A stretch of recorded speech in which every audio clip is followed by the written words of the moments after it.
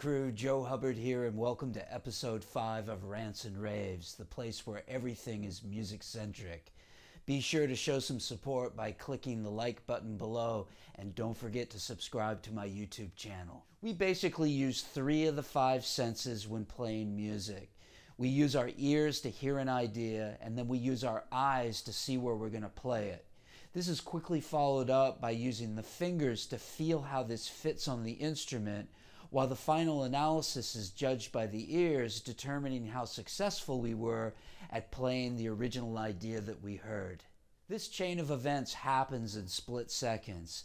Notice how this chain both starts and ends with the ears, giving you a direct line to your musical DNA.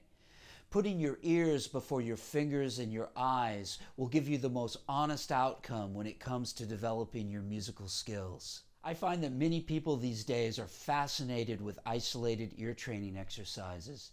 Oh, don't get me wrong, I believe they have their place in the learning spectrum, but the benefits from many of these types of exercises often result in putting the cart before the horse. The reason for this is simple. The art of critical listening has almost vanished as a vehicle to train your ears to hear the music that you want to play. Now, I'm not talking about simply throwing on a Snarky Puppy CD while you're cooking dinner or washing your car. I'm talking about focused and concentrated listening where you're taking an hour out of your day as a minimum and sitting down in an uninterrupted environment where you're learning to follow a piece of music closely from the beginning to the very end. Please remember that I'm not talking about transcription. That's a subject for another episode, but rather focused and concentrated listening. In reality, it's not really the ears that are being trained, but rather you in your entirety. The ear just works as a conduit to get you there. So how are we going to do that? Well, believe it or not, we all have many different ears.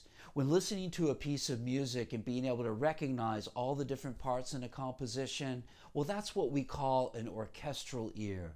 In order to develop this, you need to start breaking things down to develop the ability to hear melodic parts individually within a composition.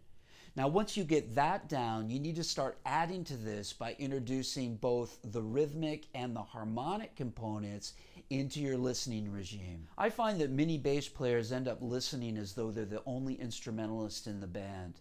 This is often developed by default because the majority of their listening time is spent trying to work out bass parts for an upcoming top 40 gig at the weekend without the benefit of critical listening in advance. By working on developing your harmonic, melodic, and rhythmic ears will enable you to start picking out all the individual parts in an entire arrangement, including drums, keyboards, strings, horns, and guitar. So once you get comfortable with all these elements, you can start to work on your stylistic ear.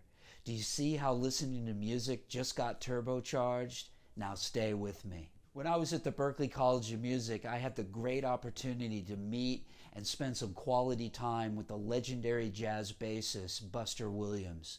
For those of you that don't know who Buster is, he's played with the likes of McCoy Tyner, Miles Davis, and Herbie Hancock, as well as a whole host of other jazz legends. I ended up hanging out with Buster for a week, and during that time, he taught me how to listen to music with focused concentration. He'd take a Miles Davis track, and he'd just pull out all the individual parts and teach me how to hear each one of those components separately. And then he'd put it all back together so I could hear it as an interdependent whole. He was always pointing me in the right direction, so I was paying attention to all the right things while I was listening with that focused concentration. And from those days forward, I would spend a minimum of an hour to 3 hours a day critically listening to all types of music. Now, if you have trouble concentrating and focusing on the music you're listening to, then what you need to do is start minimizing the time that you're listening to music as merely background chatter. You see, in the very same way that elevator music pollutes the airwaves, too much background noise can cause concentration problems.